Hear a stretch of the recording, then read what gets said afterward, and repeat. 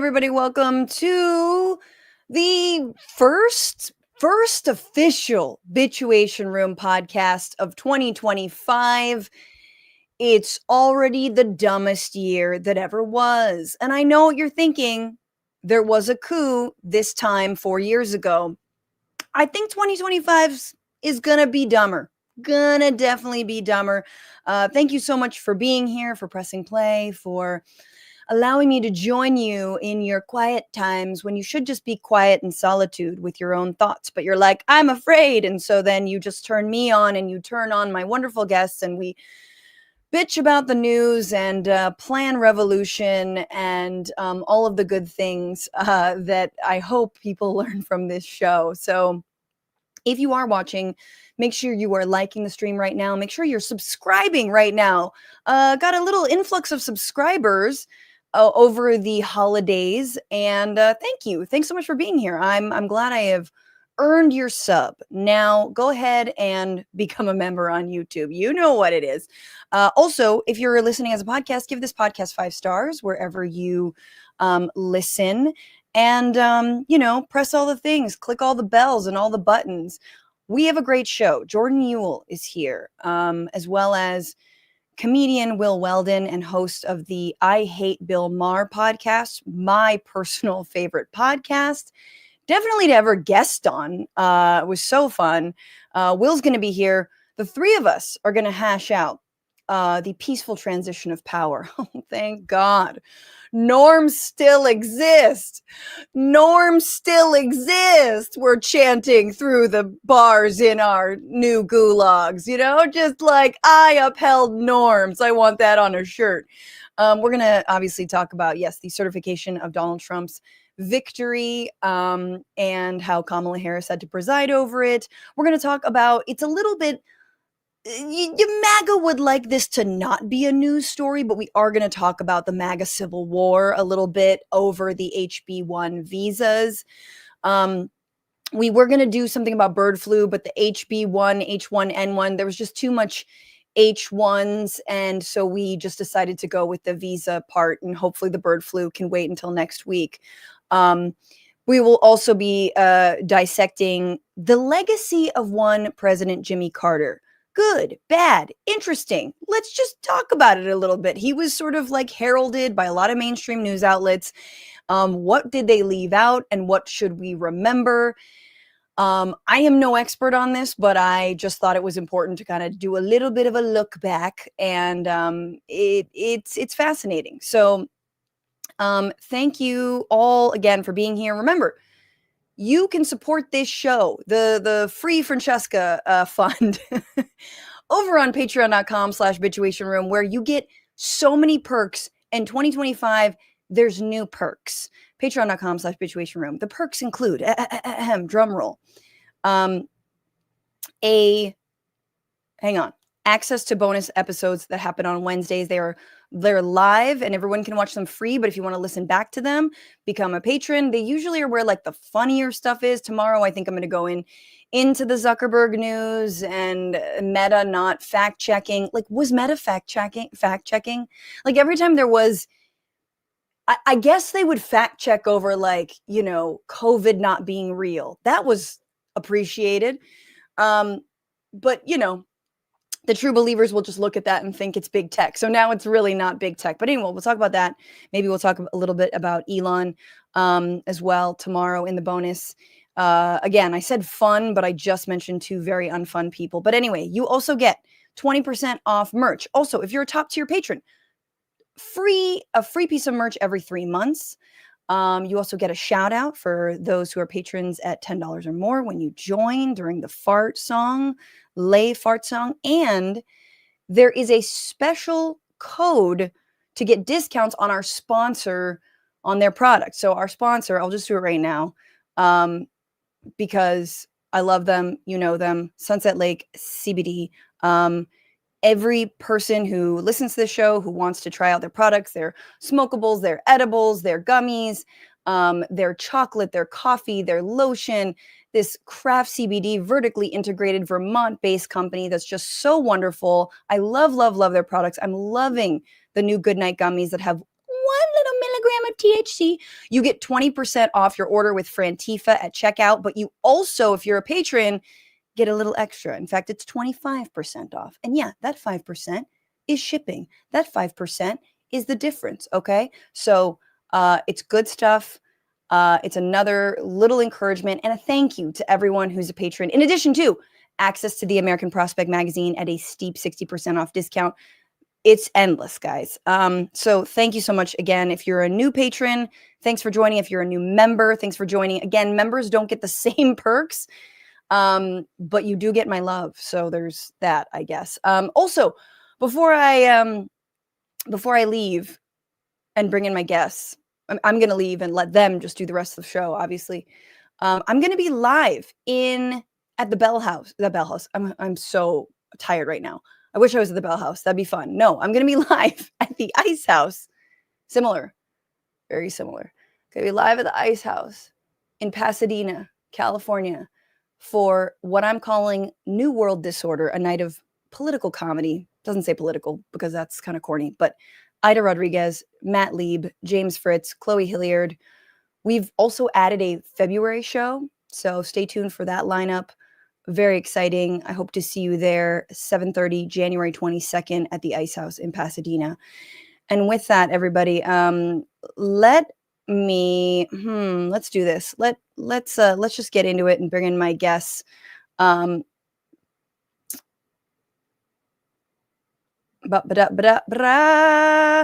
is a comedian who also hosts the podcast that I just told you how much I love. I Hate Bill Maher. Please welcome Will Weldon. Hi. Hi. In the comments. What'd you say? How does CBD get vertically integrated? Yeah, I put that in the private chat. I wasn't going to say anything on the actual podcast, but when you were like, the CBD company, they're vertically integrated. I was like, what does that really mean? And what does that mean for me? Well, I think it means it's like the Uniqlo of CBD, where it's like you both manufacture and produce, you grow. I don't know if Uniqlo grows each of their hoodies, but basically they grow, produce, manufacture, refine, test. They do all of the things on their regeneratively farmed farmland that grows the, I believe, not CBD plant, but the cannabis. Yeah, sure. Okay. Yeah. Well, that's what it is. Thanks for asking. I was just kind of being a wise ass in the private. I know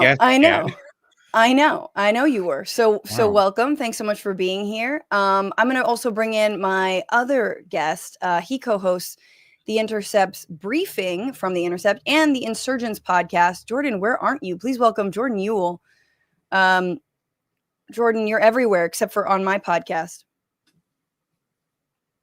Now I am, and my camera was off. You know what? Thank you so much for having me.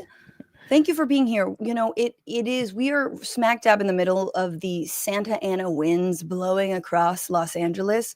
So it is a minor miracle that we are even here, and also a testament to my laziness that we are here remotely rather than trying to gather in some together location. Because I'm just like, you know what? Let's test all three of our internet connections. We had our landscapers come today, and just listening to the guy. Well, yeah, I have landscapers. The guys who come and just use leaf blowers for 30 minutes and just blow garbage around the yard. It was the most pointless leaf blowing I've ever heard in my entire life. Like a guy leaf blowing while winds that are at 80 miles per hour are just whipping everything around in the backyard. The opposite direction. Yeah. Yeah, it was like a Charlie Chaplin short. Oh, it was so humorous to me, like a silent film comedy. Very not silent, but if we could get all of the leaf blowers, landscapers, to blow the winds in the opposite direction of LA, I feel like we could really pit the two most odious things in LA, which are leaf blowers and the Santa Ana winds, against one another. We'd throw influencers in there somewhere. They'd be sort of caught in the dust whirlwind of it all. This sounds like a bit of an AVP situation where no matter who wins, we lose. Yeah, exactly. Right? Exactly. Yes. And fires are breaking out. People are telling me live. AVP situation will catch on. Guys, let's get into our first segment. Nothing has changed about this segment. It steadfastly continues on into the year 2025. This is What Are You Bitching About?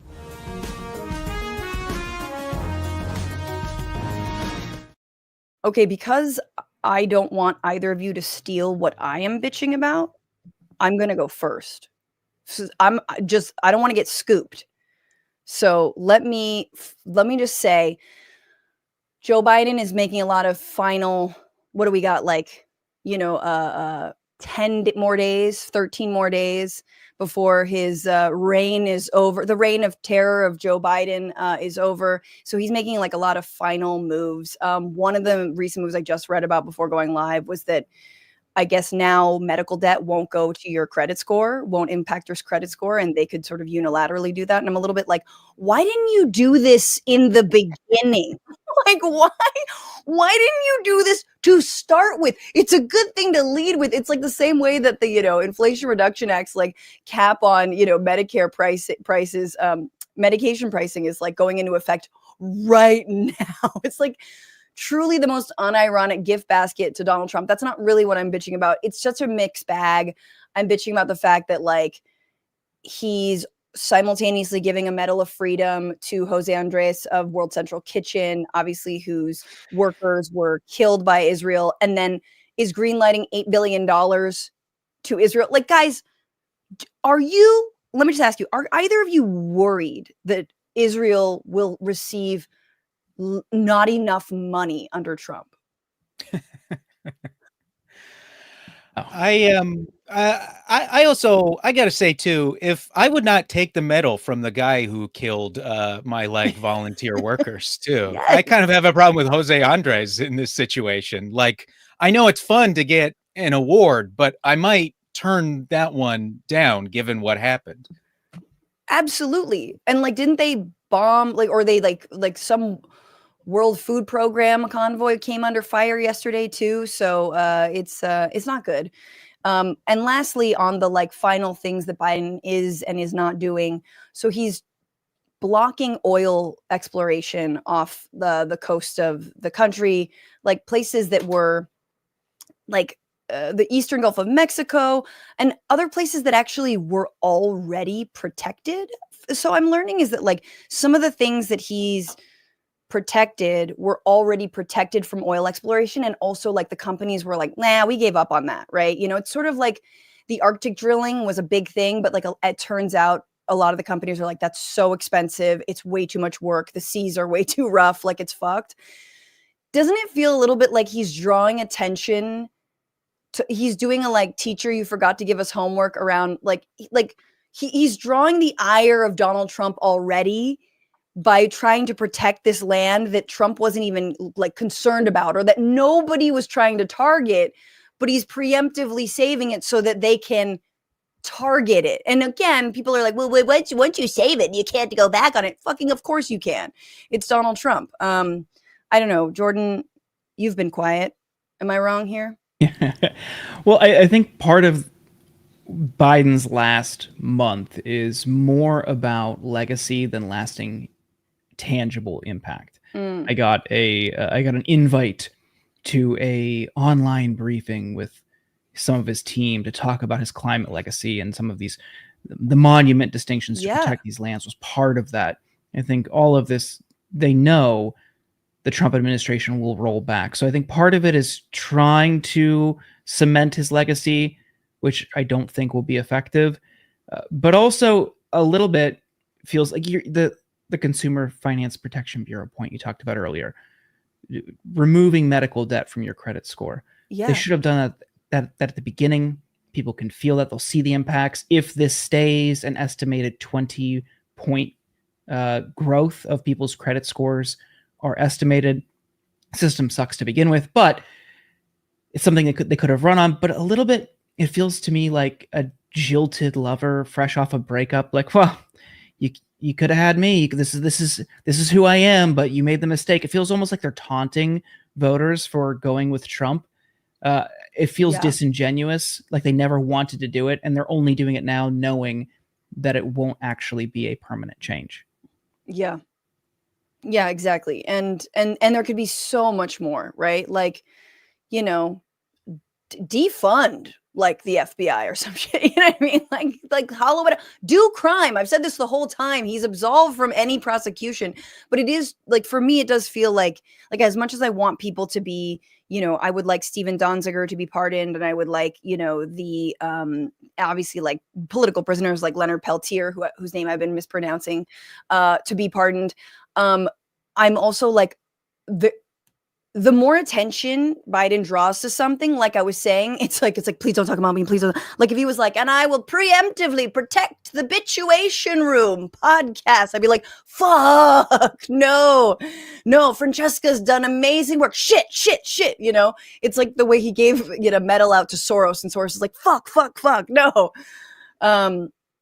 Anyway, let's keep it going and find out what you guys are bitching about. Now that I've gone first and I've taken up all the air, Will, what are you bitching about in the first 7 days of 2025? Look, man, somehow I managed to get COVID-19 on the exact same day that I did 2 years ago, the first time I got it. I literally got it on December 26th. In 2 years from now, my wife is going to like barricade me in the room, in like our bedroom, starting on like December 19th. So this does not happen again. But yes, I got it. And I just wanted to get, the first day I was testing negative, but you know, people have had RSV and flu. So I was like, maybe it's one of those, but I was still testing negative. I wanted to get a PCR test. You cannot get a PCR test anywhere. You can't get it anywhere. You have to go to a doctor. What even is that? Those are the like effective ones? Yeah, the ones where you can actually tell. Yeah. And you have to go to a doctor. The doctor has to sign off on it. And then you have to go to a clinic. And it's also a thing where on Walgreens website, it says they still do them. There's like a clinic by me that says they still do them. All these places that are like, come in for a PCR test. And then you book the appointment. And then they contact you 2 hours later and they're like, oh, we don't do those anymore.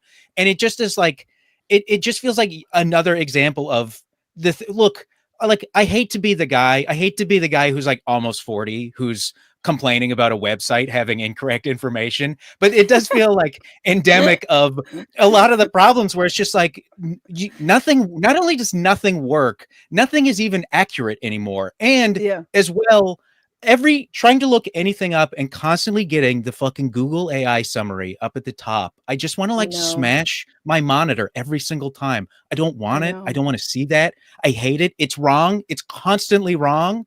And I just wish that like it doesn't make me feel good for as I get older when I'm going to need like more and more serious things that like I can't get a test that was extremely normal 2 years ago. It's just not a thing we take serious. We take it so unseriously. You can't even get the test. Well, 100%. I mean, to me, it's less about like inaccurate information on the Walgreens website. I mean, let's be real. Like Walgreens, what drugstore has had like a pleasant experience? The amount of like understaffing and just like the way that they work is awful. But it just I go to the one on Vermont and 6th, and it is the most like post-apocalyptic place you can go to in Los Angeles. It is. It's a 24-hour Walgreens. Every single time I go there, it looks like they just finished cleaning up after like a sex worker murdered their John in self-defense in the Walgreens. Then, like, that is always the vibe there. But like bought them a box of Russell's candy for Valentine's Day and ate a couple before they did the murder. She's outside decompressing, eating candy. Yeah. The future of Walgreens and like CVS and Duane Reade or whatever you go to, it will be just like the pharmacist behind a like barricade, just like a moat, some like fully armed fucking AR-15 dudes with like the pharmacist there, just there to deny you your meds, and then nothing but like rodents and Russell's candies. Does that make sense? That like whatever you described, the crime scenes. Yeah. The point is this.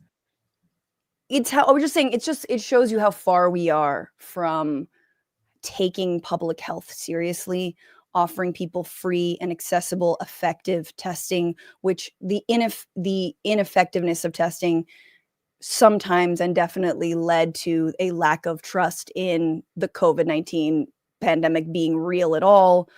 So yeah, I feel you on that. I'm going to kick it over to Jordan since we're making no sense. Jordan Uhl, what are you bitching about here? Well, one thing I want to add, that is a uniquely American problem. Over the break, my fiance's family and I went to Dominican Republic, and they still do like contact tracing for entry and exit. That? And yeah, right. And it's like feels like a relic of the past here. And we were not prepared, and we missed our initial outbound flight because you have to fill out all this paperwork before you can board. Oh, because they take health seriously. Right. Got it. So that was a surprise. But what I wouldn't say, Francesca and Will, I wouldn't say I'm bitching. I want to take a moment to celebrate how brilliant and insightful our political leaders are. And I think there is justified cynicism in this country, and people feel disillusioned with the political elite. But if I could just point out a new report from Unusual Wales that found that some members of Congress, some of them, had their portfolios grow by upwards of 149% year over year. And I think about the skill, the insight, the analysis, the foresight that's required for some of these members of Congress to strategically trade individual stocks so that their portfolios more than double year over year. And I just think we all need to appreciate the level of brilliance that is present in Congress. It's impressive. So congrats to David Ruger, a household name, of course, who is the 7th district representative, a Republican from North Carolina. Debbie Wasserman Schultz, one of the top Democrats in the House, 142.3% year over year growth for her portfolio. Well done. So I wouldn't say I'm bitching so much as I'm celebrating our proud, brilliant leaders. That's such an interesting take, because I personally have like a problem with that kind of thing, but it's interesting to hear that that's something we should celebrate. I'm glad it's nice to get like a new perspective on these kinds of things. Yeah. I feel like because I would have assumed that was a bad thing, but No. That's great. Because we're feeding into our own negativity, Will, about the political system. But if you look at it from their and their children's perspective, I just feel like we need to put ourselves in the shoes of Nepo babies more often. I do have bad vibes. People are often telling me that I have bad vibes. So maybe change this is your something vibes. I should investigate. Yeah. Change your vibe / worldview on bribery and corruption. Thank you, Jordan. That is, how is Debbie Wasserman Schultz still around? Like, what is she doing? Right. Insider trading and nothing. Right. Insider trading and funneling money to Israel, just doing AIPAC's bidding. That's exactly what she is doing. Well, it's the bar is low here. All right, guys, let's dig into these stories. But first, our new segment. Ever since Donald Trump won the election under completely normal pretenses, there is nothing fishy, then no one should be looking into anything. And obviously everything is a conspiracy theory. Why the hell are we not looking into things? Like, why what about fucking, I say votes were flipped. There we go. I said it. Fine. Someone gotta say, okay, never mind. I'm calling this segment just to put all the negative Trump stuff into one little bucket of shame. Orange man bad.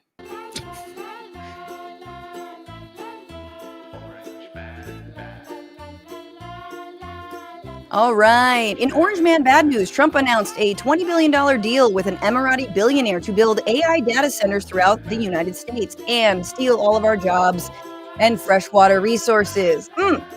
He actually spoke at the presser. It was great. Also, good old Judge Eileen Cannon has blocked federal prosecutor Jack Smith from releasing the report about Trump's stolen documents. I want to know what's in that report.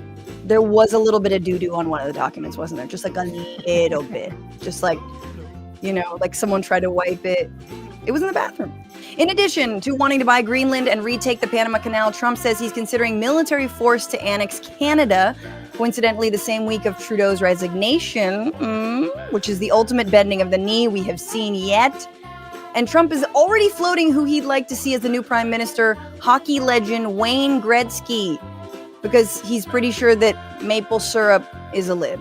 And already in power. Trump says that his incoming administration will change the name of the Gulf of Mexico to the Gulf of America, which makes sense considering how many oil spills we've done in it. You break, you buy. And despite his protests and likely appeals, Trump will be sentenced in the hush money case on Friday of this week, sealing his fate as a convicted felon for all voters to see before they go to the polls. Wait. Fuck. Damn it. All right. We already voted. And that is Orange Man bad.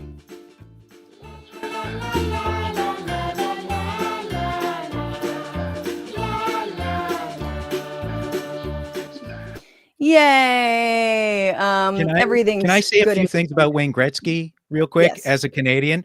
So Wayne Gretzky is the most boring guy alive. And he had a restaurant in Toronto called Gretzky's. They had to rezone the entire street so that the address could be 99, which was his number the whole time he played. And in the menu, you know, it's like bar food. They had wings and they had interesting facts about Wayne Gretzky sprinkled throughout the menu. And under the menu listing he for likes wings, food, dude. Under the listing for wings, it says Wayne likes his wings without sauce! ! And that's like the most Wayne Gretzky thing of all time, that he likes his wings without sauce. See, that's a true prime minister like behavior, right? Just a, pure, no, I don't know. He's a wing supremacist is what I'm trying to say. That's for sure like a conservative party prime minister. They're all pretty boring, The liberals tend to be French Canadians, so they have a little more fun with things while they like steal, while they just brazenly steal. Yeah. It's just so funny that Trump's like, how about think, Donald, think. Like, he's just so Homer, like, think of a Canadian, Wayne Gretzky. Like, and also like, it's the most, like, when was Wayne Gretzky like a star? It's just the most, like, everything is 1986. You know what I mean? Perpetually we're stuck in this year of, Hulk Hogan, Wayne Gretzky, and all these fucking 80s ass, stars. And yeah, Gretzky, I think, has lived in Arizona for like 30 years at this point. Like, I think if you put him on television in Canada, he wouldn't even count as like Canadian content anymore. In Canada, sad. You have to have a certain amount of Canadian content on a Canadian television show to qualify for the tax breaks. And I don't think he would qualify anymore. Brian Adams, I don't think Brian Adams qualifies. But that's why he lives in Arizona, where it's just like, no taxes, 130 degrees. But it's a dry heat, guys. Okay, let's get into it. Many things happen. Too many things happen, but this is the week where.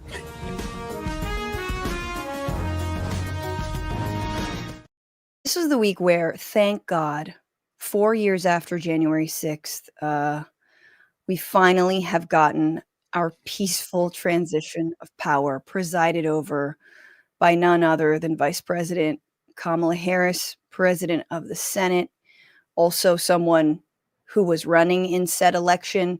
And instead of doing the base thing of leading an insurrection herself,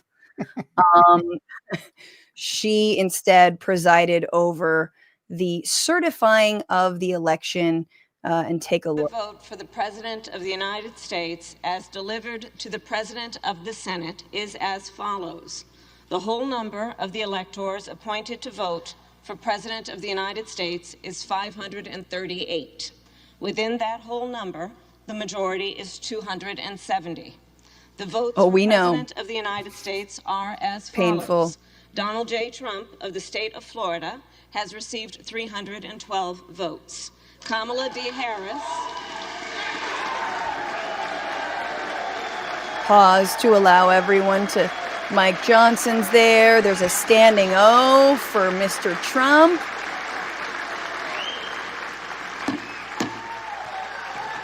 Who's gaveling? That's what I want to know. Is she gaveling? Is she like, okay, that's enough? Or is someone else? I think someone else is gaveling. I imagine it would either be her or Johnson. It'd either be her or Johnson, or who's that lady with like the curly hair and the pearls who like does the roll call? I love that little substitute teacher. I don't know who she is, but it might be her. Kamala D. Harris of the state of California has received 226 votes. Okay, there's a standing O for Kamala D. Harris, 226. Oh, Are those the Democrats giving her a standing? Yes. Yes. I don't think that makes it better. I think that makes it worse.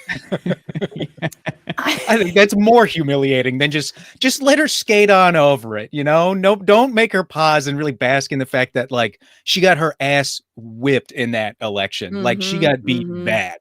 And they're like, they might as well sing like that, like, hey, goodbye. Like, it's like truly brutal what they're doing to her in that moment. See, it's the political equivalent of like a participation trophy. It's just, it's so pathetic. They're trying to make her feel good. They're kissing her ass. She should be embarrassed. And the fact that they're talking about her running potentially again or running for governor of California is just the same type of doubling down that we've seen from Democrats for years that leads to no results. It's pathetic. Oh God, Jordan, don't depress me so early. I was going to just focus on how great it is. They're supporting her and you know what I mean?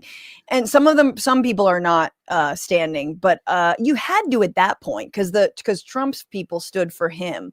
So at that point you get, okay, now who's going to get up and clap? There's Debbie. I think I see her. I can tell because of her massive perm. She needs to change it up. So, yes, they're standing for her, but just, like, couldn't she just find somebody else to preside over this? Like, it would have been like, do what you did when you didn't attend Netanyahu's speech, which now I'm pretty sure she would have attended Netanyahu's speech. But like, I don't know. This was so painful. And she did not seem pleased during it. Here she was right after in this press conference. She definitely wasn't pleased, but listen to what she says about how important it is for a peaceful transition of power and how important it is to our democracy. Hang on, sorry. Ooh. Well, today was obviously a very important day, and it was about what should be the norm and what the American people should be able to take for granted, which is that one of the most important pillars of our democracy is that there will be a peaceful transfer of power. I do believe very strongly that America's democracy is only as strong as our willingness to fight for it. Every single person, their willingness to fight for and respect the importance of our democracy. Otherwise, it is very fragile and it will not be able to withstand moments of crisis. And today, America's democracy stood. Did America's democracy stand? I mean, this is what I think is, first of all, I love the shade. She's angry. She's itching her forehead. I did what I had to do. Like, I feel you. Like, I feel this real hard. But then the sort of the must say line of our democracy must be protected and we all must do what we can. And then how about Merrick Garland protecting that democracy? How about Joe Biden? How about your own goddamn administration protecting that democracy? What about the courts? What about trying to impeach Clarence Thomas and Judge Alito, who clearly were throwing down with Trump and clearly have gotten kickbacks after kickback from Republican donor and are completely partisan and ruled that not only is Donald Trump above the law, but that no state like Colorado, like Maine, could take Donald Trump's name off the ballot because of the 14th Amendment. What is it? The Section 3 that says if you aid or give comfort to insurrectionists, you can't hold office anymore. So like, look in the goddamn mirror. I appreciate her saying we all need to fight, but this is, Jordan, I mean, for me, the whole feeling after the election and during it really was like, so we are seeing two things simultaneously. We're being told consistently that this is about democracy. It's about saving democracy. It's about saving democracy. When simultaneously the Justice Department and different court cases that were coming down on Donald Trump deliberately waited and deliberately waited until after the election. So it's like, wait. You literally have your hands on the reins of democracy to try to and the judicial system to try to insulate us, to try to protect us, to try to fight for it. And yet you're kicking it to the voters like it's on us. Motherfuckers, like, we're not in power. So and it's just, and it all is because they were afraid. They've been afraid. And the reason, obviously, if we need to say this, 4 years ago there was an attempt to overturn the results of the election violently. You know what I'm saying? Like, it's the closest we've come to an actual coup in this country, right? Which it was about time. I mean, we had been doling them out around the world. And so, like, do we need to keep on playing this fucking footage for everybody? But it's just wild that, like, even when we are like in these detention camps, in the gulags, we're just going to be looking at each other and going, you know what? At least there was a peaceful transfer of power. As if us fucking weak ass libs were doing shit about it anyway. I'm sorry. This is just me. Yeah. I've been demonetized at this point, guys. But Jordan. No, Ryan Grimm has pointed out in both his books and other interviews for years that had they responded within 24 to 48 hours of January 6th with an impeachment effort, it likely would have been more successful. But they waited. There were people drafting articles on the grounds while it was happening. They were as they were being held hostage, like, all right, here, let's do a notes app on this. Right. And you can go back and revisit even conservative pundits' commentary from that day or the next day, where they talked about how this disqualifies Trump from ever holding power. And even prominent fundraisers and cheerleaders that we've seen in this cycle were in that camp. David Sachs, Chamath Palihapitiya, the All In podcast guys, publicly denouncing him.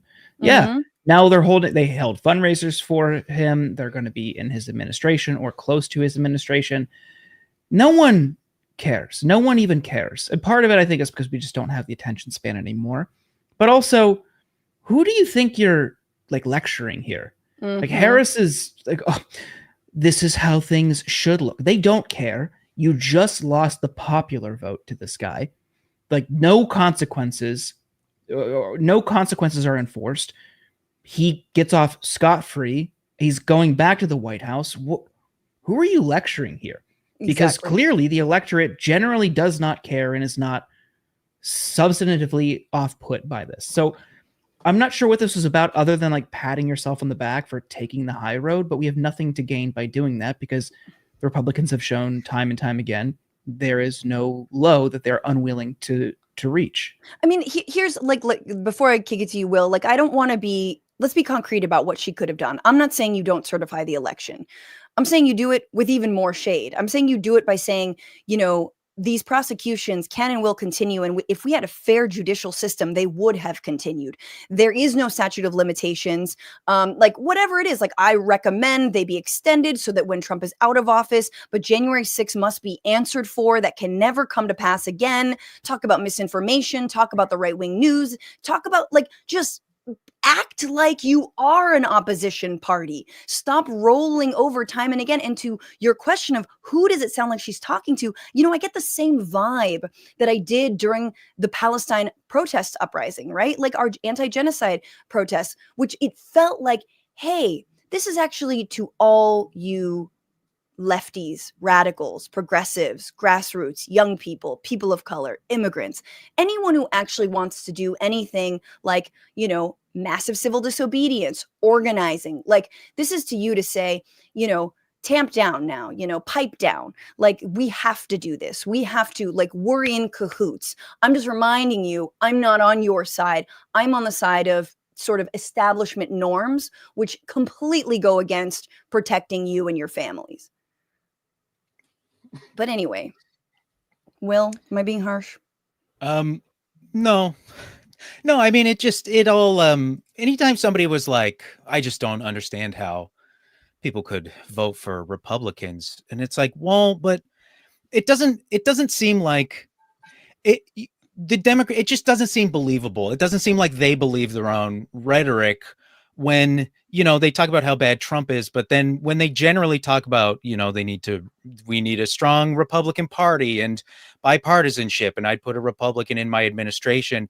It just, at the end of the day, it makes it all feel insincere when you then turn around and go, well, Donald Trump is a threat to the country. It's like, okay, well, but you're praising every other Republican. So why would he really be that different than them?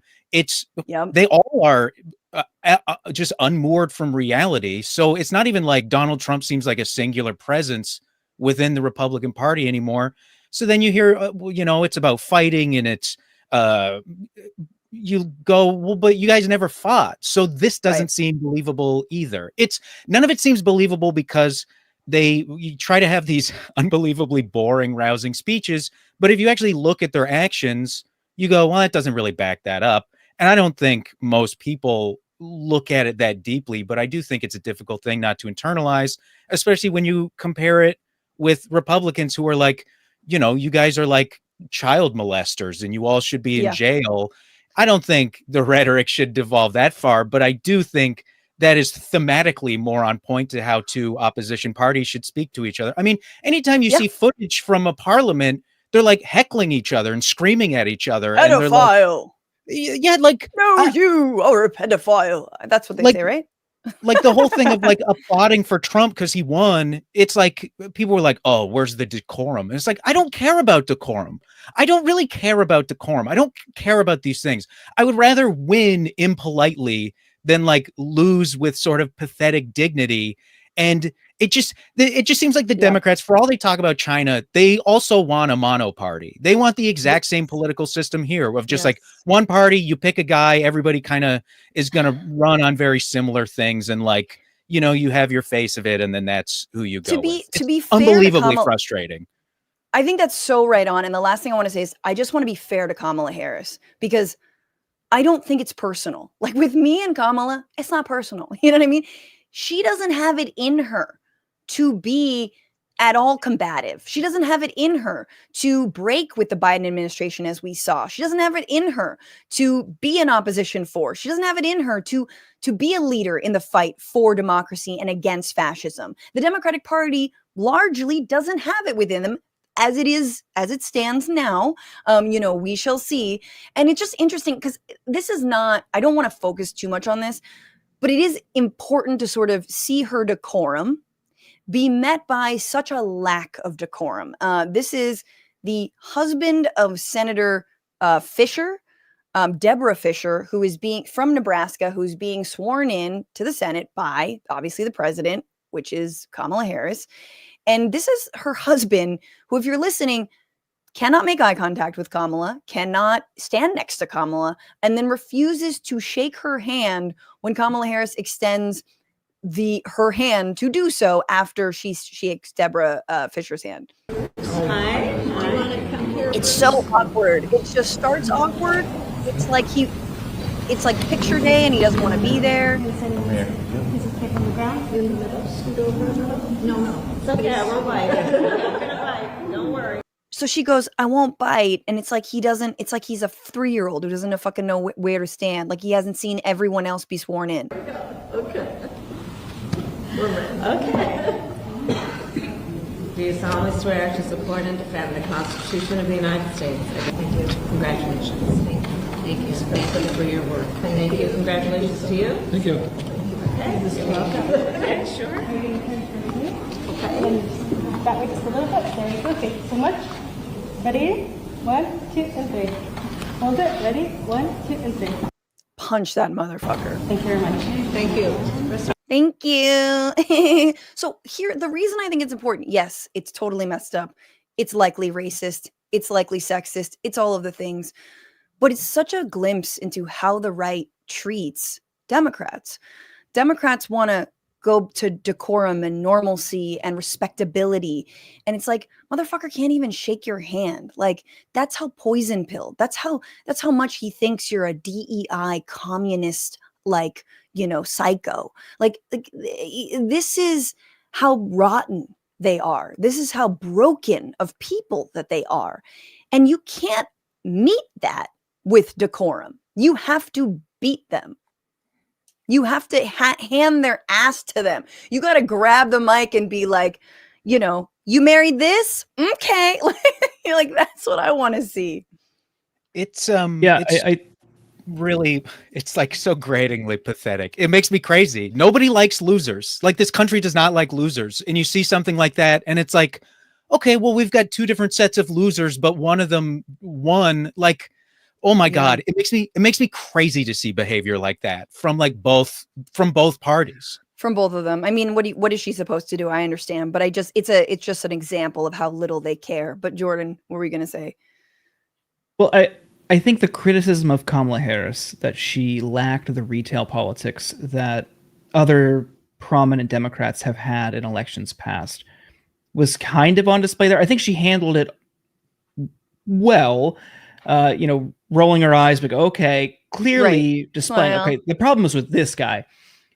I would have loved to have seen her do a little bit more to almost like egg him on. And I think that's where they fall into this decency and decorum, like pat him on the back, like rubbish, like, just like, glad hand a little bit to make him even more uncomfortable, to really heighten his behavior in front of everyone, because it was clear he was driven by animus. He probably just hates her for whatever reason. So lean into it. Throw him an elbow, like, throw him an elbow. Yeah. His name is punch Bruce. his shoulder softly. Yeah. Like pal around with him a little bit. I think like if you put like, and this is an endorsement of his policies, but you throw a Newsom in there and someone's acting like that, it would be handled much differently. I think he has the retail politics, and I've seen it like in person to like a very impressive extent. I don't like him, but he has that skill that Obama had, that Clinton had, that I think an AOC has. Like they're very good with people. I sort of disagree. The reason I disagree is that I think Newsom also has the complexion and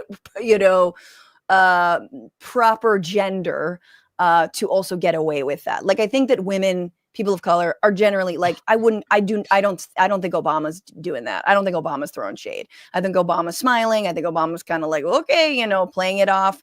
But I do agree with you that yes, sometimes, maybe a Newsom who's like, I talk like Batman and I sweep homeless encampments, could get away with it. But yeah, it's just ick. But hey, we'll remember this. We'll remember the peaceful transfer of power. Yay. Let's move on, guys. This blew up over Christmas. And MAGA's now trying to like smooth it over. Like there's nothing happened. What are you talking about? We all agree. We love each other. But so the H-1B visa kerfuffle. The cringiest MAGA battle. We should just talk about it briefly. I want to get your guys' thoughts, and I want to get your thoughts on specifically Bernie Sanders' angle here and what you make of it. So, okay, H-1B visas are granted by employers for 3 years. They can be extended to 6.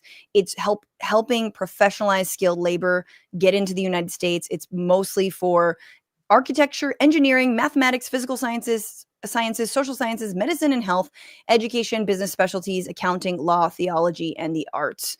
So, not farm workers, right? These are sort of middle income, but not really because of how exploited they are. There's a cap of 65,000 H-1B visas a year, an additional 20,000 allowed for if you have advanced degrees, and they are visas that are exploited by tech billionaires, the likes of Elon Musk and Vivek Ramaswamy, which is why Musk threatened to go to war. The reason I'm in America, along with so many critical people who built SpaceX, Tesla, and hundreds of other companies that made America strong, is because of H-1B. Take a big step back and fuck yourself in the face. I will go to war on this issue, the likes of which you cannot possibly comprehend. There's so much happening in this. Number one, fuck yourself in the face. It just doesn't work. That doesn't work for me. I don't know how many like yoga poses he's practicing. If you can fuck yourself in the face, you got a fucking big hog. So I don't really know that that's the biggest slam in the world. If it's like, hey, if you don't like it, yeah, take your big, beautiful dick and just lovingly go to town on yourself with it. Okay, sure. If you can fuck yourself in the face, first of all, you deserve a visa because that is a professional skill. Yeah. You should get into this country and teach lessons. And number two, you'd not be on X wasting time. You'd be fucking yourself in the face. Neuralink, I think, has pioneered the rib removal procedure, so it doesn't have to be big. Those monkeys are just straight sucking their own dick. Sorry. So the other part about this is it's the reason I'm in America. I'm like, okay, whatever that reason is, I immediately hate. Like, whatever's the reason you are here in this country, get rid of that. So it's not going to endear me to your cause. So I'll go to war on this. And then Vivek sort of followed up. This really stung. and it's very long. I apologize. So Vivek tweets, the reason top tech companies often hire foreign-born first-generation engineers over Native Americans isn't because of an innate American IQ deficit, a lazy and wrong explanation. A key part of it comes down to the C word, culture. Tough questions demand tough answers, and if we're really serious about fixing the problem, we have to confront the truth. Our American culture has venerated mediocrity over excellence for way too long, at least since the 90s and likely longer. That doesn't start in colleges, it starts young. A culture that celebrates. So you're like, okay, what culture is that? Is it a culture that allows like billionaires to, import workers, underpay them, not invest in American education? Like, is that the culture? No. It's even dumber.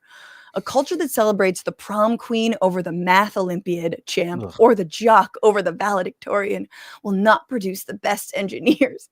A culture that venerates Corey from Boy Meets World or Zach and Slater over Screech in Saved by the Bell or Stefan over Steve Urkel in Family Matters will not produce the best engineers, but it will produce good shows. Examples. These are all really relevant culturally. Like, exactly.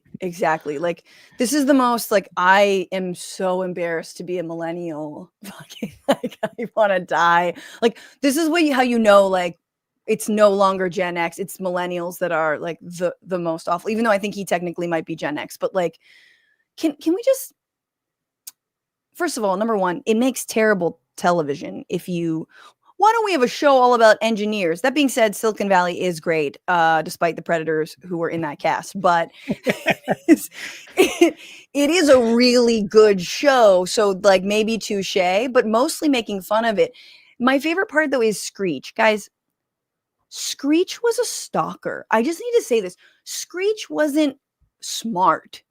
He was like a stalker. He stalked Lisa perpetually. And there's there's a difference between like geek, nerd, and dweeb. So geek, I think, is like board games. Nerd is like, I'm smart.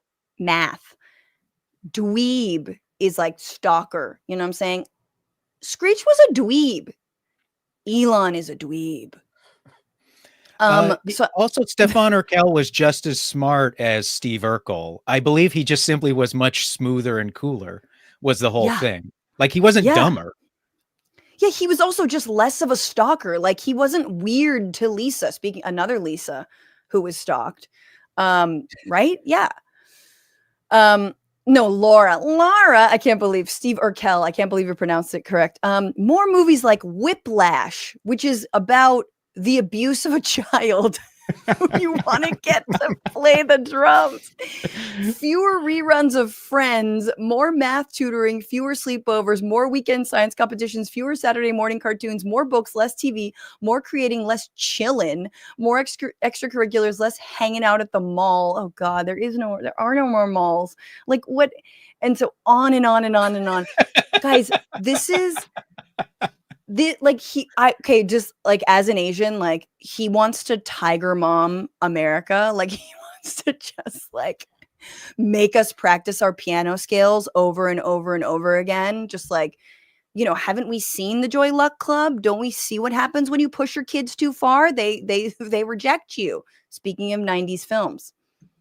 But the Whiplash reference I thought was especially funny because, like you point out, it is about an abusive music professor. But the way that young kids consume that movie now, I don't know if you have seen these edits on TikTok of Whiplash. No. Where they use AI to replace the dialogue, and instead, like that famous scene where Miles Teller is like being berated in front of the whole orchestra about rushing or dragging. They've replaced those words with like edging and gooning. And you could just like, it's just, they are consuming brain rot edits of that movie. What he thinks would help instill discipline and work ethic and a prioritization of education through a movie about abuse is just being consumed through the brain rot lens of kids on TikTok. Edging, gooning. These are words I want to know in the year 2025, but I won't. There's still time. You have until Friday until TikTok gets banned. Isn't that like isn't that like their base of support now? The like Trump wing of the Republican Party is guys who like jack off for 5 straight hours every day. Like the idea that these guys are the height of like that Aiden Ross's viewers are like taking a break from doing math drills to watch Aiden Ross. It's insane. The people who love these guys are the true degenerate, like the sad degenerates of society who we do need like social programs to rescue them from the holes they have put themselves in emotionally and mentally.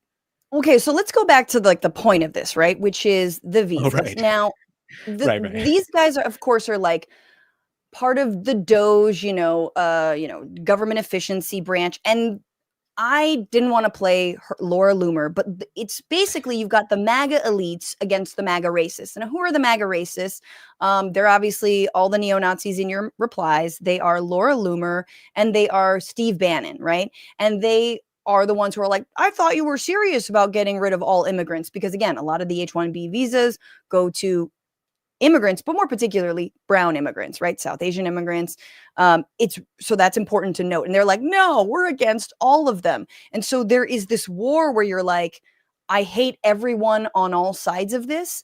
But it is interesting to point out the like hypocrisies of this idea that billionaires are looking out for like the American workforce or any workforce for that matter, because it's important to not, I think like as we navigate this as leftists, to not pick a side at its face value and not say like, well, we support Elon and, Vivek because the other side seems to be racist, or we support the racist base because we hate these billionaire elites.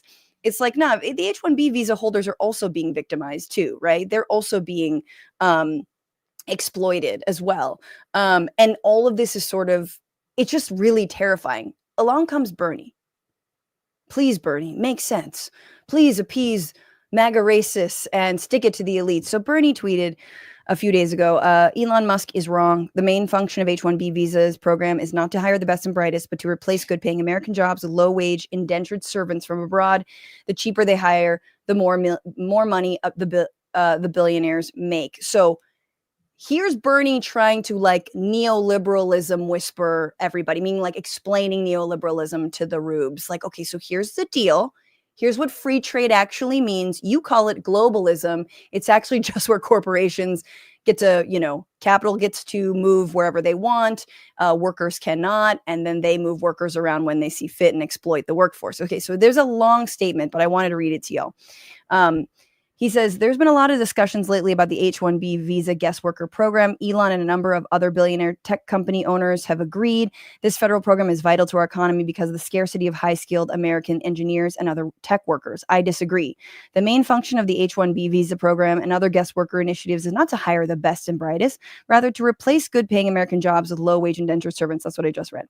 In 2022 and 2023, the top 30 companies using the program laid off at least 85,000 American workers while they hired over 14,000 new H-1B guest workers. There are estimates that as many as 33% of all new information technology jobs in America are being filled by guest workers. Further, according to Census Bureau data, there are millions of Americans with advanced degrees in science, technology, engineering, and math who are not currently employed in those professions. Mr. Musk, Ramaswamy, and others have argued we need a highly skilled and well-educated workforce. They're right. But the answer, however, is not to bring cheap labor abroad. The answer is to hire qualified American workers first to make certain that we have an education system that produces the kind of workforce our country needs for the jobs of the future. And that's not just engineering. We are in desperate need of more doctors, nurses, dentists, teachers, electricians, plumbers, and a host of other professions. 30 years ago, the economic elite and political establishment in both major parties told us not to worry about the loss of blue-collar manufacturing jobs, and that would come as a result of disastrous, unfettered free trade agreements like NAFTA and permanent normal trade relations with China. They promised that those jobs would be more than offset by the many good-paying white-collar information technology jobs that would be created in the U.S. Well, that turned out to be a big lie. Not only have corporations exported millions of blue-collar manufacturing jobs to China, Mexico, and other low-wage countries, they're now importing hundreds of thousands of low-paid guest workers from abroad to fill white-collar technology jobs that are available. Then he goes into his income inequality shtick. This is literally too tiny for me to read, but he basically says, I'm dying. I'm like slowly dying. But he also says, hey, if there really is a shortage of skilled workers, why did Tesla lay off over 7,500 American workers this year, including many software developers and engineers at its factory in Austin, Texas, while being approved to employ thousands of H-1B guest workers? On and on and on. Bottom line, it should never be cheaper for a corporation to hire a guest worker from overseas than an American worker. Now, notice how he didn't participate in any race baiting, racism, even sort of like any coded language around the guests. I mean, he calls them guest workers or indentured servants, right? There is a fair amount of empathy there. So for me, I was really heartened to see like this is the way to weigh in on this conversation. And I'm struck by how few Democrats have done the same. And it's because they can't call out like neoliberalism, right? It's made them lose confidence from voters, right? Because they're never able to call out what has really contributed to the economy being shite. Well, and I've been on a visa, and it is like one of the big things really is like you are just terrified the entire time of losing your job. Like, and I was just on a spousal visa, so I didn't even have control over that. I was just here with my wife at the time, and it's like you're just always afraid. Your boss has so much additional power and control over you. It's like the same way if you have good health insurance through your job, you're like terrified to lose it because you don't, how much is that going to cost you on the market? And it's like that enhanced by like 10 times, because it's also a thing where it's like, well, I might just have to like uproot my family and my whole life and like go back to a place where like I maybe, there are a lot fewer opportunities for me. So that's like the stressful, that's the thing that's kind of surprising to me, that if the Democrats wanted an angle where they could have it sort of either go halfway or have it both ways, of a thing of trying not too much to upset like the big donors that they love so much in the tech industry, just trying to tackle the issue of like, if you lose your job, you don't have a lot of time afterwards to find a new one. And specifically the H-1B, I don't know specifically what the rules are if you lose your job, if you even have any time to find a new one, or if they, shuttle you back home right away. But like, that'd be like an easy spot for the Democrats to not even upset big donors that much. And they don't even talk about that ever. Well, I actually don't see how they can criticize it without upsetting their big donors, because they sadly do take tech money. I mean, as well. But Jordan, you want to jump in, please? Yeah, I think the education point that Sanders makes is a critical one. If your argument for the necessity of H-1B visas for roles in STEM, the tech sector specifically, is that we lack the training or expertise or experience or education here among the American workforce, well, if you care purportedly, like Trump claims he does, about American workers and American jobs, you would want to see a deeper investment in higher education institutions. But that's not what he's going to prioritize. In fact, we know he's going to do the opposite with the appointment of Linda McMahon, wife of disgraced former WWE CEO Vince McMahon. But that's not what they care about. And I think he lays it out perfectly. Yeah. This is about undercutting the American workforce, lowering labor costs. It's ultimately a way to disrupt any potential unionization efforts at these tech companies. And I also don't, I think what gets lost, and I don't think Bernie is deeply opposed to this system. I don't think anyone having this conversation about the risks of this program is inherently opposed to this program. It is that there should be safeguards and regulations in place that require H-1B visa workers to receive the exact same salary that their American counterparts would. Right. I think it's great. A diversity of backgrounds and perspectives will lead to better outcomes, maybe more productivity. I think it's great. And it ultimately represents what we all want America to be, this shining beacon on a hill where people want to come here and contribute. They want to work. Absolutely. We love it. That's what makes America a better place. But when you have somebody who is running a pretty explicitly anti-immigrant campaign, then turn around and be like, well, this is essential. You know why they're doing it. It's not about a diversity of a workforce or enriching a diverse workforce. It is purely about lowering labor costs and allowing corporations to increase their profits. That's it, plain and simple. Right. And I do feel like the H-1B visa it's a little bit of a carve out for the tech sector in the grand plans for mass detention and deportation of immigrants, right? And it's saying, well, we want to still exploit our people, but like the agricultural sector can suck it, or any other sector can suck it. Not that, again, we shouldn't be for exploitation anyway, but there should be more visas issued for people to freely move to this country to work and move back, as well as there should be, obviously, I do think there should be incentives, priorities for, workers who are in this country, right? There should be things, and you get that by obviously things that Bernie Sanders has advocated for, which is free college education, eliminating student debt, all that, on and on and on. So it's just like a really dangerous little knot to kind of make a foray into. And I at once like respect Sanders, but also I'm scared because, he's got his latest book is like, it's okay to be mad about capitalism. And it's funny because it took me a second to realize what he was like why he said it's okay to be. But do you guys know the meme, it's okay to be white, the white supremacist meme, it's okay to be white?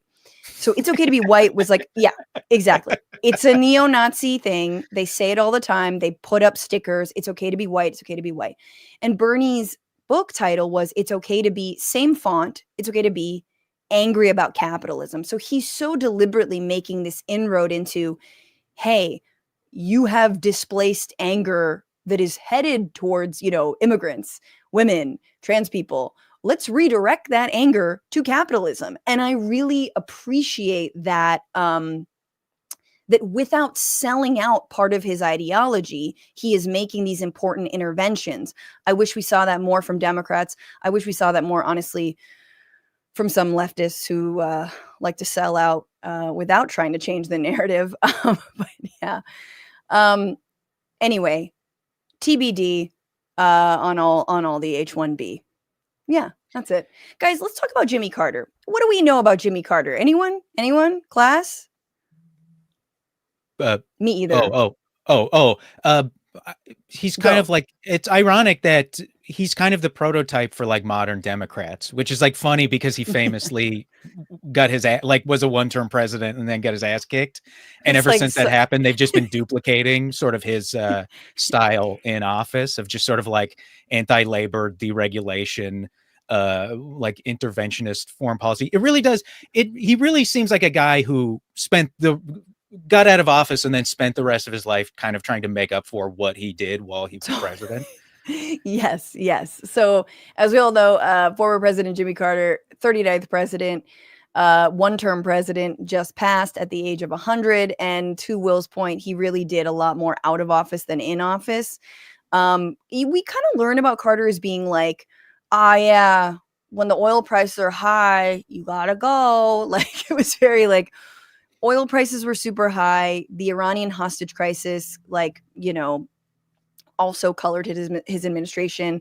But that he was apparently like a stabilizing force when he first came into office. This was post-Watergate, post-Vietnam War, massive mistrust in government. And he was kind of this like, okay, a figure of stability. And he even said interesting things like this. Too many of us now tend to worship self-indulgence and consumption. Human identity is no longer defined by what one does, but by what one owns.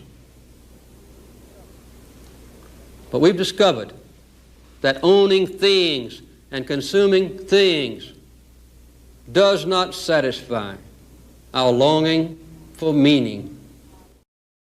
Okay, so I just need this audio in every single one of my like online shopping carts. Owning things does not satisfy. He was like notoriously poor, a peanut farmer. He like didn't have running water or some shit for a long time. Anyway, to your point, Will, he seems like he did a lot on the international front that wasn't, well, okay, it was a mixed bag, but he was better on that than he was on like the economy, which, yes, he deregulated banks. He deregulated, I think, the railroad industry and a couple of other areas. But he helped negotiate the return of the Panama Canal to Panama, which Trump now wants to undo. He negotiated peace between Israel and Egypt at Camp David, established diplomatic relations with China, basically started trade relations after decades of hostility, which, again, as like, I don't think that's bad. I think that's good, as much as like I'm against, globalization. I want it, but like fair. And then after, as you mentioned, he left, he and his wife basically like helped propel Habitat for Humanity into like massive fame. He obviously was pretty based on Palestine. And he wrote his book, Peace, Not Apartheid. Here is a little bit of that. This is the part that never gets mentioned by anyone who's doing an obit of him. None of the New York Times obits. Nobody fucking wants to talk about this. In fact, this book was resoundingly chastised, including by the current special envoy on anti-Semitism under Biden, the woman who said at a conference, "Do you want a beeper?" As a joke, as a Hezbollah beeper joke. Yeah, that lady criticized. The word apartheid is exactly accurate. This is an area that's occupied by two powers. They're now completely separated. The Palestinians can't even ride on the same roads that the Israelis have created or built in Palestinian territory. The Israelis never see a Palestinian except they're Israeli soldiers. The Palestinians never see an Israeli except at a distance, except the Israeli soldiers. So within Palestinian territory, they're absolutely and totally separated, much worse than they were in South Africa, by the way. And the other thing is, the other definition of apartheid is one side dominates the other, and the Israelis completely dominate the life of the Palestinian people. So that's pretty on point. It maybe makes up for the fact that he supported the genocide of the East Timorese people by Indonesia, also supported Nicaragua's dictator Anastasio Somoza. It's a mixed bag, but Jordan, I'm curious. I mean, I think it's interesting.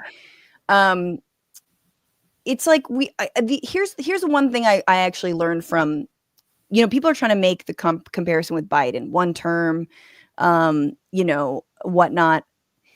I think Carter had way more of a personality. Like, he was actually fighting for shit. Biden has not fought for anything. Like, apparently with this whole Panama Canal thing, that was hugely unpopular. Nobody in the United States wanted to return the Panama Canal to Panama. But Carter thought it was the right thing to do. And he was allegedly incredibly stubborn. I mean, he refused to die until age 100. So there we go. So he was really stubborn. And he was like, fixated on stuff. And when he got fixated on stuff, he did it. And clearly any former president who visits the occupied territories and writes a book that's called Palestine, not Israel, Palestine, Peace, Not Apartheid, like, that's one tough motherfucker. Like, to me, that's someone with like, integrity. Yeah, I mean, I certainly can't fully understand his character, but I think you can look at the last 40 years of his life and try to gain insight. I think the point that Will made earlier is one that I agree with. You look at how he spent his time after the White House. It seems like he was somebody who maybe had a guilty conscience and maybe was trying to get right with a God, if you believe in a God. And, I think there are certainly actions that you can take as president that you are solely responsible for. And if they have negative outcomes, that's on you. I also think there are things that happen and there are processes and systems that are more than what just one person can affect. And we talk about the military-industrial complex. We talk about international relations and international affairs as a systemic problem, or like the military-industrial complex specifically. This is a wide-ranging systemic problem.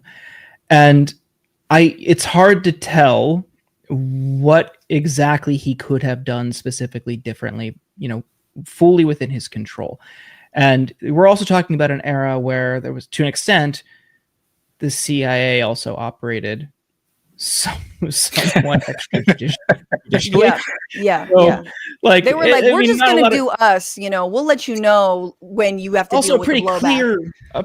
Pretty clear warning shot if anyone wanted to get in their way in 63. So if just like let's be clear about like the stakes for some of these people if they really wanted to take on the machine. And there's always I go back to Bernie's run in 2016 and 2020, and even looking back now, part of me is relieved that he didn't win. I mean, the 95% of me is upset that he didn't advance to the general in either, but there's about 5% that I'm like, I don't know how good it would have been.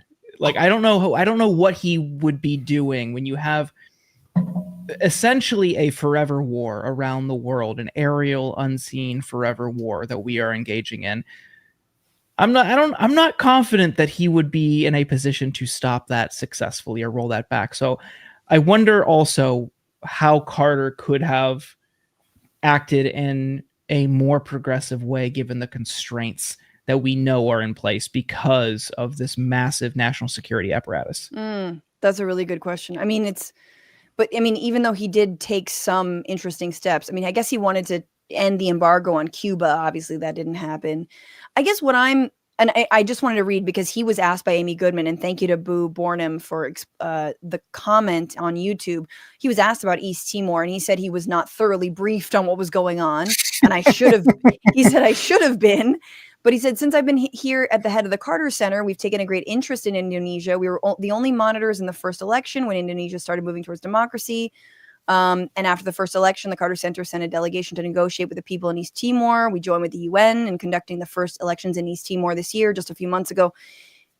So again, it seems like he's, to Will's point, trying to right the wrongs that he maybe, committed. He was maybe a better person. Here's the biggest, when I look at Carter, what pisses me off is why and how Barack Obama has started a podcast network in his time out of office. Like, you're just like, yo, like, you could be doing so much more. And he had 2 terms, enjoyed massive amounts of, I mean, I think there are a lot of people, rightly or wrongly, even though they then voted for Donald Trump, who still have a fairly good opinion of Barack Obama.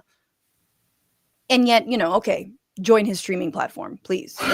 Putting out summer playlists as well. Don't undersell his post. Where are the Jimmy where's the Jimmy Roslin playlist, right? Like, I think we're all forgetting about Jimmy Carter's production deal with Fubo right now. I think that's to be fair.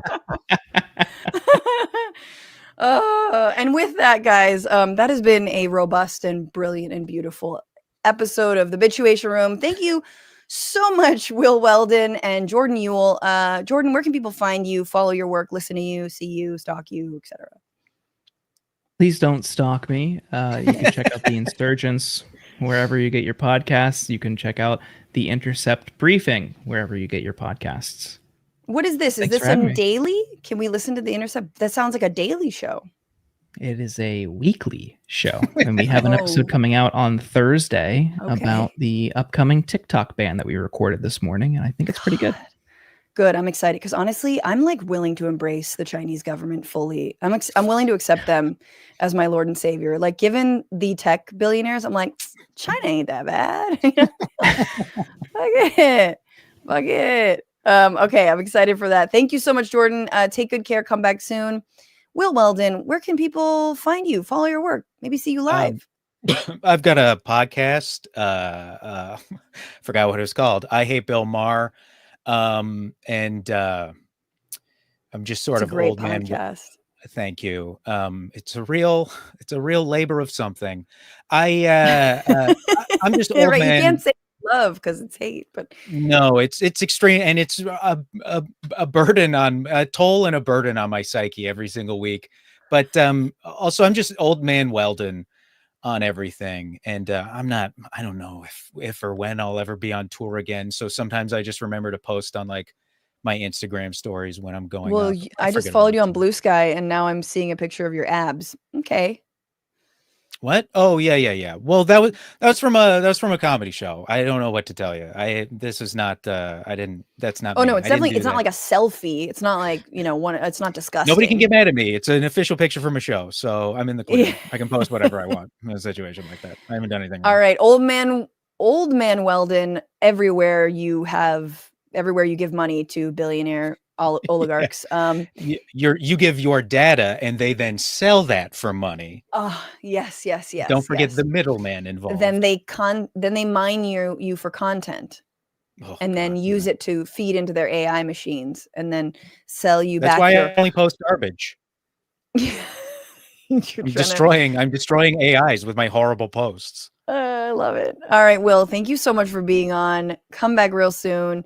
Take good care. And thank you all for being here. Thanks to everybody. I'm going to read some super chats and other chats. And then, that'll be a show. And we'll do another show tomorrow. And we'll do another show on Friday. And it'll be fine. And you'll be okay on Thursday. Just, I'll virtually hold your hand. But Benjamin Morrill says, Fran, you're doing the good work. Everyone else, make a difference locally, people. I reached out and now part of a Connecticut of abolition. Maybe you don't agree with that specifically, but do something, food pantry, anything. Agreed. That sounds tight. Thank you, Benjamin, for the super chat.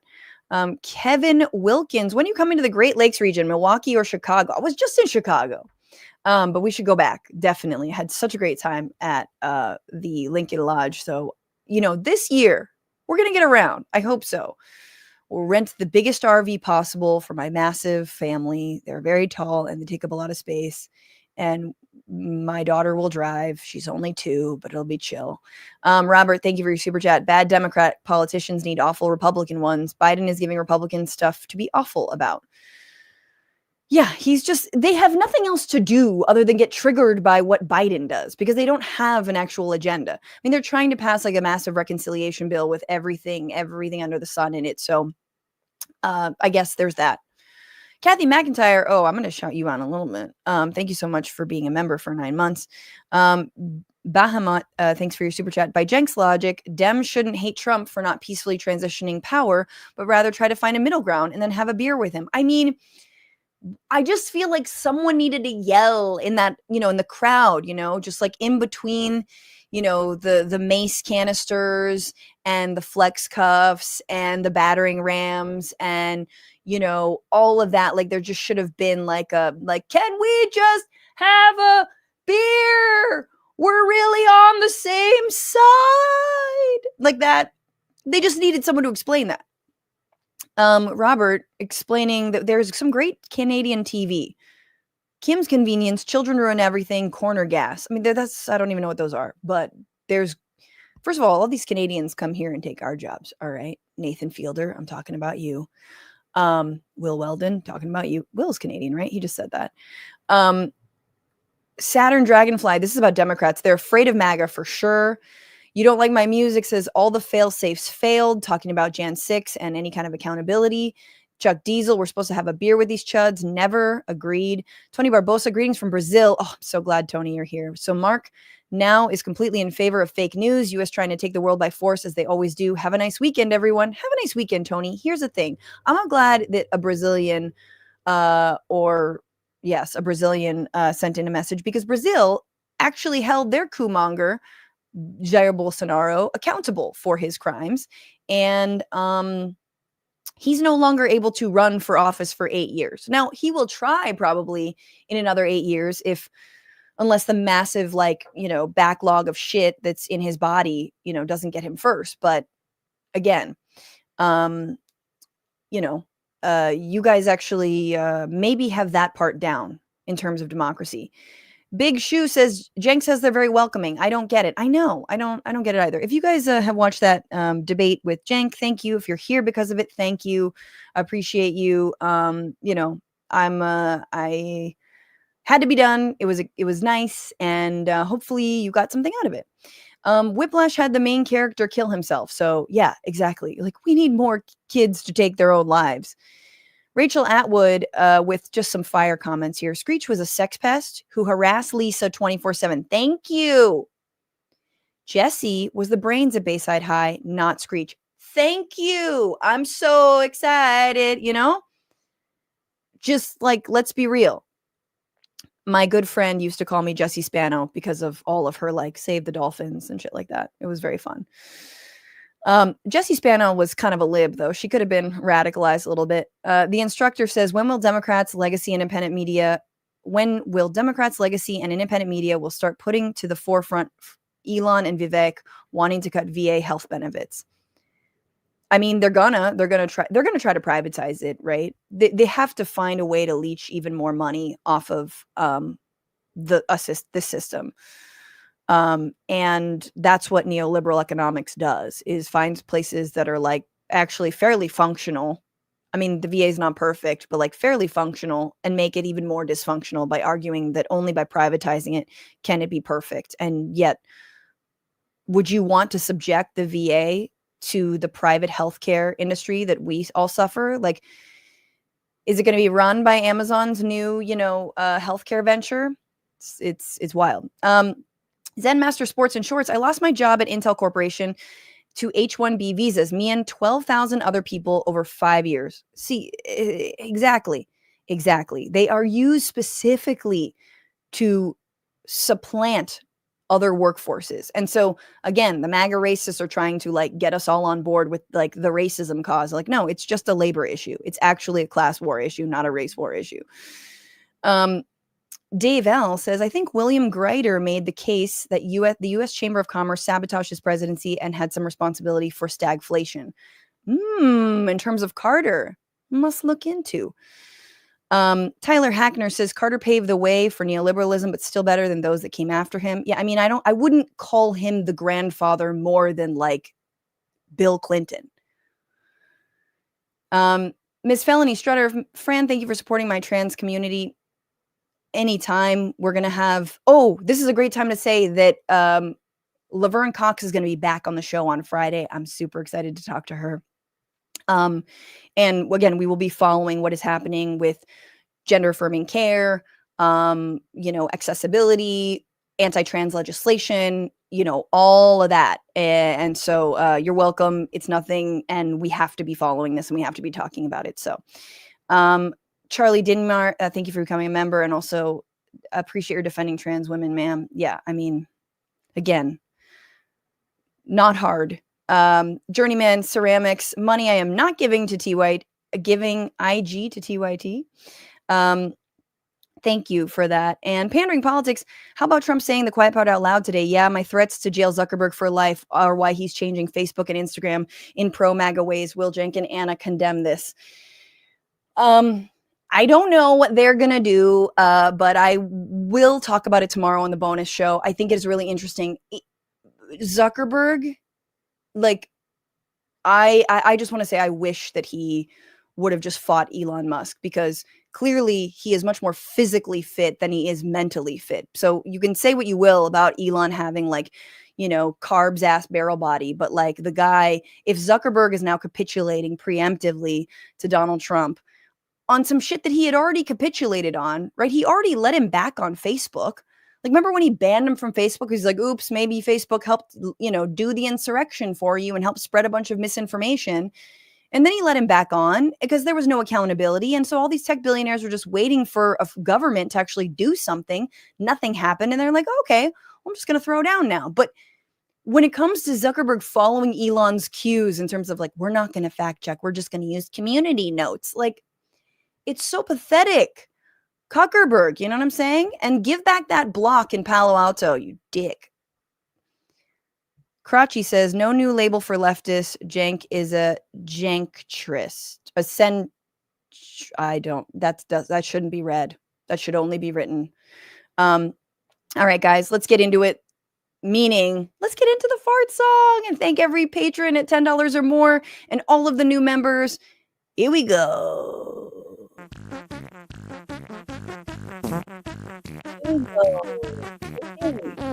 Thank you so much again to Alexander Cawthorn, Maggie Bowman, Lourdes Pitta, and thank you to Eric Gross, Outlaw Immortals, Sasha Walker, Keith Grant, Amy Arugula. Amy Arugula? That's a great name. I mean, it's not your name, but it would be great. I love arugula. Mark Vargas, Stickums, Nick and Nicole Irwin, Deborah Hendler, A1 Andy, Queglar, Queglar Boots, Roshan Klisarov, John and Bear, Samuel G. Gus, Dylan Ye, Bill Bishop, Rudy Rosario, Benjamin L. de Bivort, M. Storms, Carolyn Carter, Jeffrey, not Geoffrey, Joffrey Miller, Jeffrey Miller, and Carlita Jane. Thank you so much for being patrons. Patreon.com/Bitchuation Room is how you support the show and get a million perks. Thanks to everyone who has become a member. There's also been some really, really great comments, and I'm going to get to them tomorrow. Over the last few streams, we've had just some great comments, some great super chats, and I haven't been able to read them all, but I'm going to get to them tomorrow. I'll make it a point to do that. So just thank you from the bottom of my heart, truly, for all of your support for this show. And also thanks to producer Paige Omek, to Maximilian Inhofe and Andy Vasoyan, who work with me. We're streaming Tuesdays, Wednesdays, Fridays, 1 p.m. Pacific, 4 p.m. Eastern. Follow the show on all the things on Blue Sky, Bitchuation Room, on Twitter, Bitchuation Pod, Instagram, and TikTok at Bitchuation Room as well, I believe. And remember to fight the power, to fuck the patriarchy, free Palestine, and don't just bitch about it, but in 2025, my God, we must be about it. Bye.